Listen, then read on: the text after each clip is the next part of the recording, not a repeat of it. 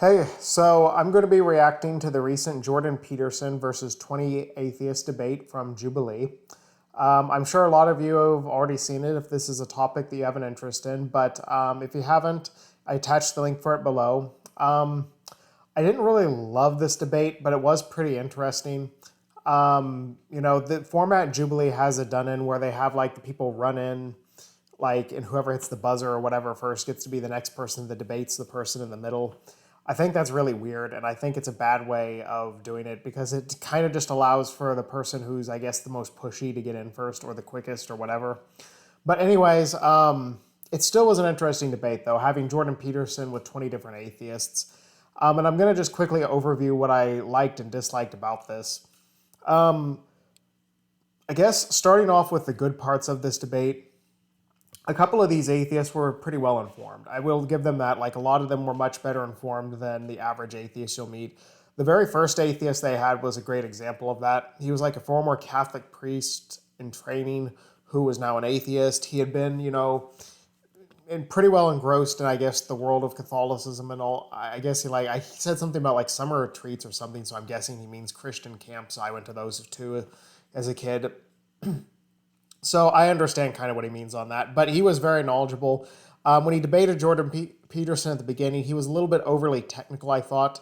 The first question that he had to answer, which a lot of them had to, was atheists reject God without knowing what the Christian God is. Or actually, I have it pulled up in front of me. Sorry, I just want to make sure I don't. Sorry, just one moment. Okay, atheists reject God, but they don't understand what they're rejecting. Okay, I just want to make sure I got the verbiage right on it. So honestly, I mean, he, took the perspective of saying, well, I'm a Catholic priest.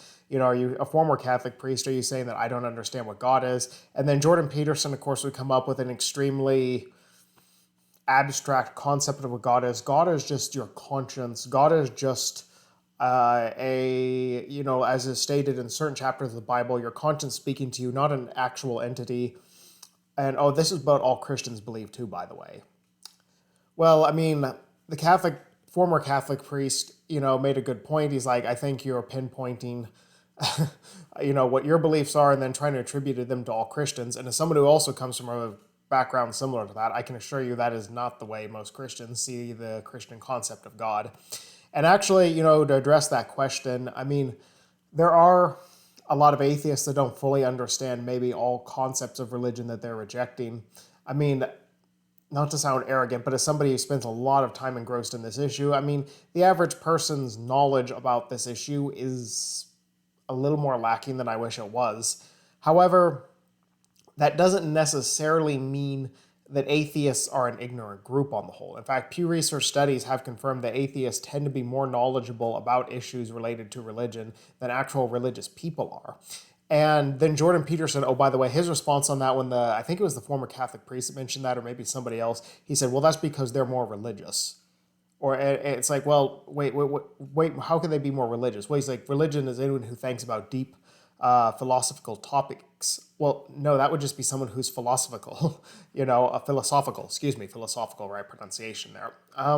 It would not be, that religious would not be the right term to use to describe them. But anyways, yeah, what the Catholic priest, answered on that and what I would answer to is that Christians are just as ignorant, if not more so, than most atheists about the concept of what the Christian God is. In fact, and the greater burden of evidence falls on Christians and other religious people for trying to push religion on to this world and then not even fully understanding what they're pushing, as opposed to atheists who are merely rejecting it. And again, you don't have to really, it's a pretty obvious concept whenever somebody's pushing something on you that you have much more of a right to be skeptical of it, even if you don't fully understand what it is. I don't fully understand many different religions' gods, and I have every ounce of skepticism of them still, just because there's little to no evidence for them. So again, that's why atheists sometimes don't understand it. But again, it's kind of a weird question that's meant to, humiliate and berate atheists when actually the same could be flipped around on Christians just as easily. Another one of the atheists that came up here on this topic, he brought up the topic of some Polynesian god, I can't remember what, and it wasn't very well brought up. and he didn't do a very good job addressing it. And then another guy, I can't remember, kind of a larger guy, he really didn't dissect it particularly well either. So then they moved to the next question, which was morality and purpose cannot be found within science. I mean, this is just stupid on the face of it. I mean, Jordan Peterson, I mean, his arguments in this were that religion, purpose, and morality are the domain of religion. I would counter that and say, no, they are the domain of philosophy, ethics, and I don't know. Those are two good starting points. They're hijacked by religion and exploited for its own purposes, as Christopher Hitchens, one of my other icons, would say. But no, they are definitely not exclusively the domain of religion. I think religion, that's the problem we have, is that religion tries to crowd out better ways of thinking than this, when actually we've realized for a long time now that there are much better ways of approaching it. And science is absolutely a good method of finding morality and purpose. For instance, Jordan Peterson's own study, psychology. Psychology is a science. And yes, you can find ethics and you can find purpose within studying your own and other people's psychology. In fact, sometimes just understanding what it is we are actually looking for in life is one of the biggest challenges. And then trying to go about a way that we can obtain those, goals. Sometimes, I mean, we don't have the same goals that we think that we want in life, be they religious, atheist, or whatever. A lot of us, we kind of accept goals that were given to us by other people, and then we never question them. And that's something even I struggle to do, even as someone who's rejected a lot of the different types of thinking that were put upon me. Because sometimes I struggle to figure out my own goals and, what it is I actually want for some things. For instance, Mike, I don't want to turn this into a big long rant, so I'll try to keep this really short. But I mean, like career goals and stuff, I mean, I really sometimes don't know how to balance, purpose with my job, with how much money I make, with how much, I don't know, for lack of a better word to put it, prestige. I don't know. Prestige is not the right word to use. I would say, just like, something that I feel that other people like my peers from college would respect, a respectability maybe. I don't know. It's a thing I struggle with a lot. And by the way, though, that's this is where I become extremely cynical of religion. I think your own purpose is something you have to be very careful in crafting out, and it's something that really does vary hugely on the individual. It's not a one-size-fits-all. We may have similarities in our purposes, we may have similarities in our morals, but both of these are very subjective, And that's another problem with religion, is that it makes them both absolute and tries to force one-size-fits-alls, usually very poorly thought out purposes and morals onto people. So again, that's what my counter would be to Jordan Peterson on this. And his own field of psychology, like I mentioned, is one of the best to go against that. But there's others too. I mean, obviously philosophy, and ethics, they're considered social sciences. They're not life sciences. They're not, the fields of science that people traditionally think about, like physics, but they're social sciences. But anyways, then some of the arguments he had on this one, they were actually really poor. Like he had some big bodybuilder guy come up and, say first, like, well, I don't want to turn this into an argument. I want to just be an exchange of ideas. But then he got really terse with Peterson whenever Peterson interrupted or argued with him. And then there was another guy who compared like animals and their behavior, saying that they have different means of empathy and social structures as well without religion or ethics. An interesting argument, but to be honest with you, I think he's kind of missing one point, and that's that religious people often will try to say, well, we would just be animals without religion. We'd all just be, blah, blah, blah. Well, that kind of is feeding into their argument just a little bit, because it's like you're going to the primitive social hierarchies of animals. And at the end of the day, while I love animals, animals have much less ethics and much more brutality in their social structures than we humans have, as hard as that is to believe. And if you don't believe me, just look at, oftentimes watching animals eat their own young or do other things that are just kind of horrifying. Nature is kind of brutal. So I don't know that he picked the best example there. Not, again, not that he was totally wrong, but I just feel he was missing the point.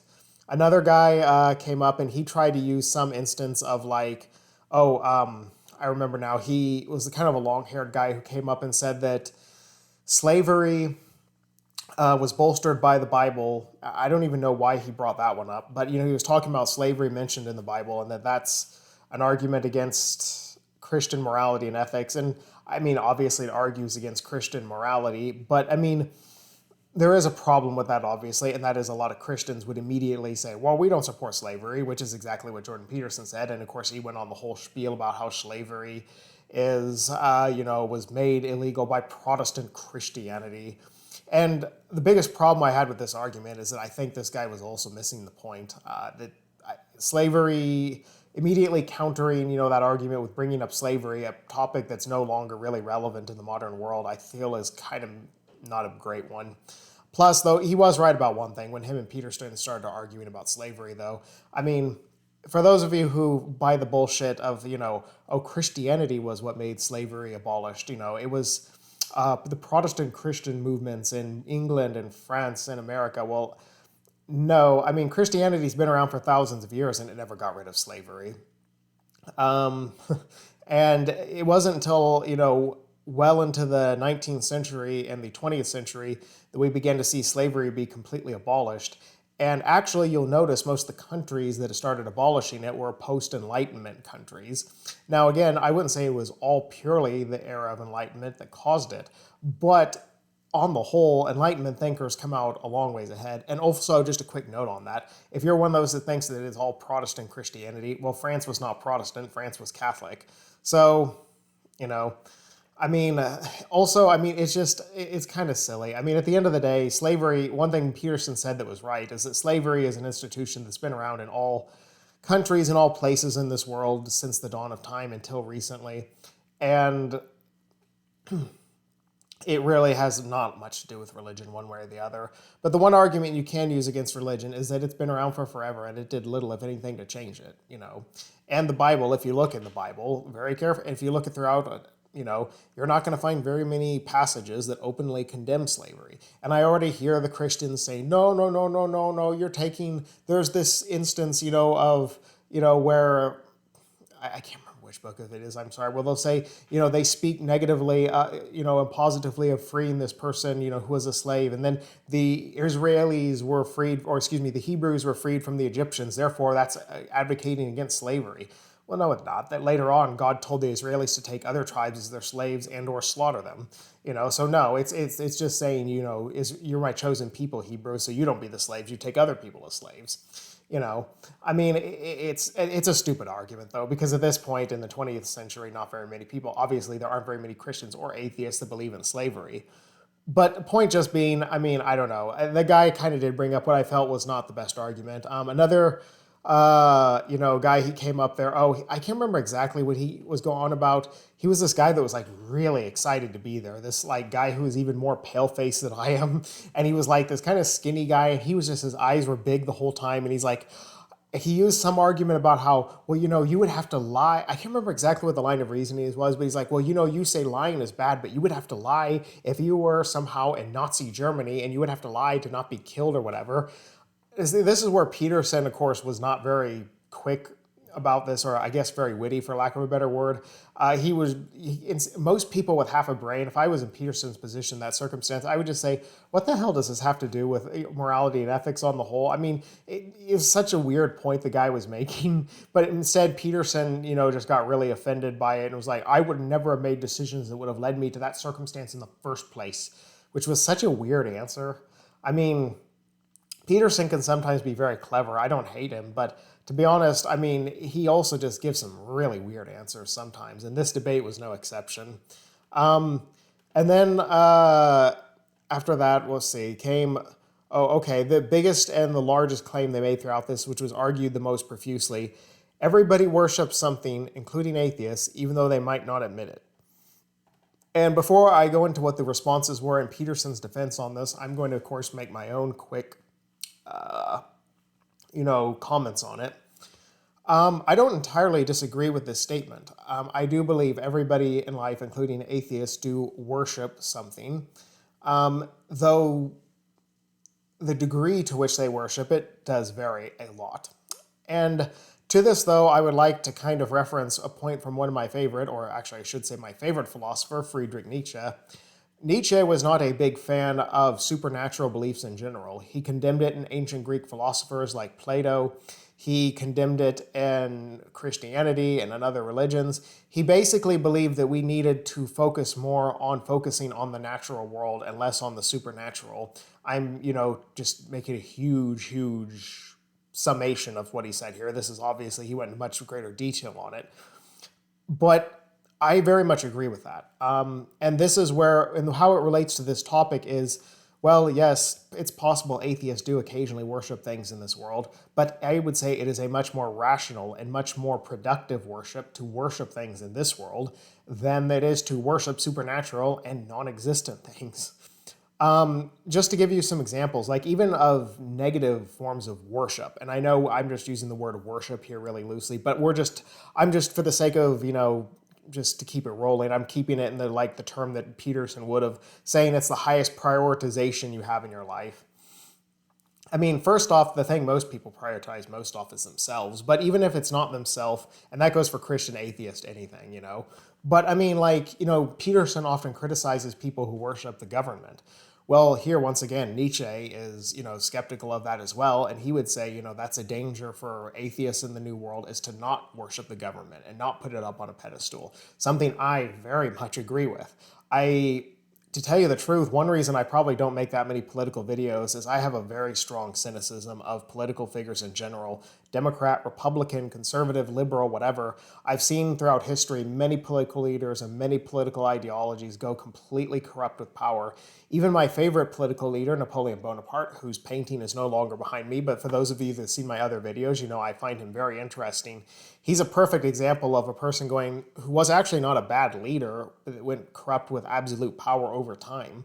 So I understand the dangers of worshiping the government. However, this may sound like a weird thing to say, but I would say worship of the government is less dangerous still than the worship of a god. And the reason for that being, government still at the end of the day does serve a function. It can serve many evil functions, but it serves many positive functions. It ensures security, it ensures fairness, it helps promote economic wellness. And again, you're speaking to someone who, this is weird saying this, I know, someone who actually believes in limited forms of government, like I'm now just kissing the government's ass. But what I'm just saying is that even an over worship of the government is more productive because of the fact that it's just real. It actually produces real services and is controlled by real people. It can actually be overthrown. It can actually have new forms of government put up in place, as opposed to a god. A god is a supernatural entity that can never do anything for us unless, of course, the pastors tell us he's doing something for us. A god can never be overthrown until a new set of preachers come in that tell us that they have a new god for us to worship. A god is basically just a completely mythical and completely non-productive, non-beneficial entity. Okay, so there's positives actually to even worshiping things like the government over a god. Now, I would obviously say there's better things to worship than either of those, as would Nietzsche and as would Peterson, at least I think. I believe probably if there is a thing, I would say that it's not okay, just speaking practically in terms of what I worship the most of anything in my life, looking throughout the last 35 years, since I just turned 35 yesterday, whether I mean it to or not, very often the thing I worship the most is achievement in life. I don't know, for lack of a better word, achievement that I take pride in and get some affirmation from those who I also respect. Not just a lot of achievements, career achievements, I guess ideological achievements, or I don't know, that's not a good word to use, but I mean, I don't know, some of those kind of things. I almost think I worshiped it a little too much throughout my life. And I'm trying to, for lack of a better word, make one thing I worship be more good relationships, because I can see throughout my life not having enough good relationships has been a thing that has led to an incredible amount of misery for me. And that goes for both romantic and non-romantic relationships. So that's something I'm looking to change in my life, though I still don't know if worship in any of these cases is the perfect word to use. But again, I'm just using Peterson's terminology. Also, atheists, at least in theory, we don't actually say that we want to worship most of these entities. I mean, how many atheists really say, I worship the government, I worship my wife, I worship my kids, I worship money, I worship my status and my career? I mean, at least we, in theory, we like to say we don't worship them. Christians actually make no bones about the fact that they worship their God. And usually, since, of course, this God or gods never speaks for themselves, that means that they worship the church and the pastors and priests who are pushing his will onto people. Since, of course, he never has and never will be able to speak for himself because he's not real. But anyways, I think there's a lot of things Peterson is leaving out with this question that's misleading. But now to get on to his, answer, and as well as the arguments he had with several of the people, we got the most interesting answers on this one, though albeit maybe not the best ones. The longest time he spent was with this one girl who really never challenged him directly. She just would say, like, what do you define as worship? What do you define as a Christian? What do you define as an atheist? What do you define as... And he spent a long time with her, and I'm sorry, I watched her part of it numerous times with Peterson because I was trying to memorize to myself what it was. They were the key points, but they were both so boring that I kind of got lost on it. He kept saying, Jordan Peterson just loved rambling on every chance she gave him, and he kept just boring me to death when he would go on his rambles. The most interesting moment, though, I would not say the best moment of this debate, came when this one guy named Danny, kind of this squirrely looking guy with a Hawaiian shirt, came on there. And he got into just a flat-out argument with Peterson. I mean, the argument he used on there was not really worth even bringing up because he was like saying, are you saying that you're saying you're a Catholic, so you're saying you worship, you worship Mary, the Catholic, deity. And Peterson was like, no, I don't say that I'm a Catholic or an atheist. He's like, well, what are you saying you are? You're a Christian or you're not? And Peterson's like, I don't have to say anything to you, it was just getting really weird. And then they, ended up just divulging into a couple of quips at each other. Like Peterson's like, well, you're really something. And then the kid's like back in him was like, well, you're really a nothing. So Peterson just threw him off the debate stage. He used the eject button that he had. And a lot of people I've noticed on the YouTube clips since this one were just like, oh, that was a gotcha moment. You got Peterson there. I mean, and it kind of disgusts me because it's like nothing substantial happened in that moment. That was just a stupid moment where two stupid people arguing and throwing quips at each other. The squirrely guy that came up there, I think his name was Danny, he was just a punk. He was just up there. He needs to switch to decaf. He was just being too aggressive, too angry, too all over the place. And Peterson, for his part, he was doing what he does best or worst, and he wasn't answering any of the guy's questions, which was what led them to get into a kind of nasty argument, But then basically, there was one other guy too, like a guy who had a polo shirt with a tie or whatever, and I can't really, admittedly, fully remember what him and a couple of the others said. If I remember correctly, they basically just said something along the lines of, arguing that certain aspects of Christian morality in the Bible were bad or whatever. But I'm sorry, some of it I've kind of forgotten a little of. There were some good points made. I'm not saying the people in this debate were stupid. I mean, I'm not here to go into every single thing mentioned with you, but in general, I mean, I would recommend if you're just really bored and you have a topic, an interest in this topic, maybe watch a few minutes of the debate. I think the very best part is the person at the very beginning, the former Catholic priest that debated Peterson. Really, after that, it was all kind of downhill, but it was a stupid debate format, having them just run up there and then whoever's first gets to argue with Peterson. But it was still moderately entertaining. And Peterson, I don't really love or hate him. He's better than like the ultra fundamentalist religious conservatives because at least he's kind of moving the ball forward a little bit and not arguing for the really, really dogmatic, bigoted positions. But the thing about Peterson that really drives me crazy is one of my really biggest pet peeves as an atheist. He takes up kind of the middle ground of some cultural Christians, which it's not so much that I hate people that are in the middle in this. What I hate is a lot of people that will kind of both take up the worst positions of a Christian. They'll defend all of them, they'll basically take up extremely moderate secularized positions that are similar to that of an atheist, which is what Peterson does. He quotes Nietzsche all the time.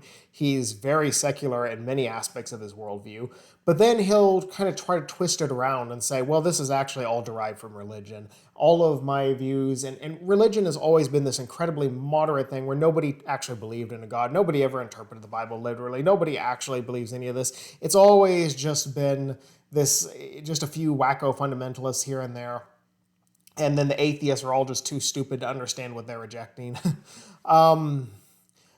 This is not true. As someone who's come from a fundamentalist world, I can assure you there is many, many, many people that believe there really is a God, and they really do what they think this God is telling them to, regardless of what their brains or their consciences tell them. And atheists are not perfect, but on the whole, atheists usually tend to understand what they're rejecting better than the Christians understand what they're pushing.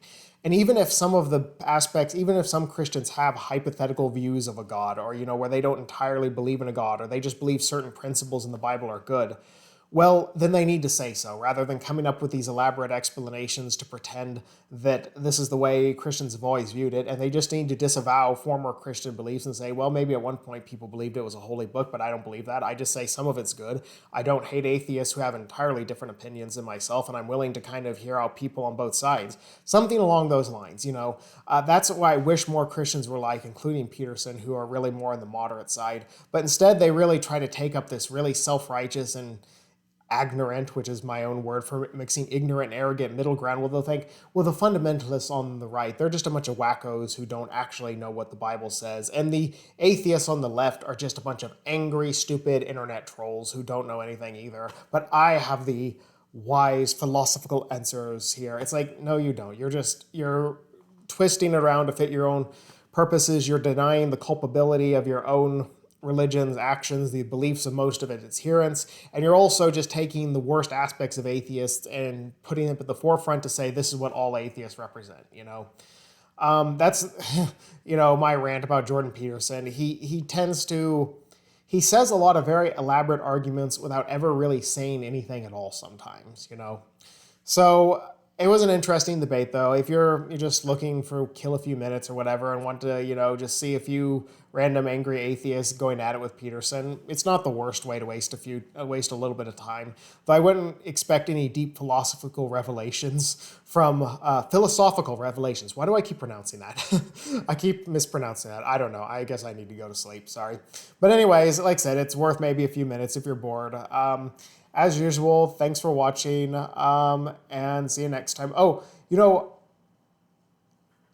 before I end it, I don't know. Actually, one quick update for those who... I'm going to be making a new incel video soon because I've kind of been having some back and forth with a girl at a store that I go to, and I want to kind of just briefly address that with some of my viewers who identify as incels. So if you watch my videos for that reason, FYI, there will be a new video coming out soon that might have some interesting content there. So stay tuned for that. Okay, thanks. Bye.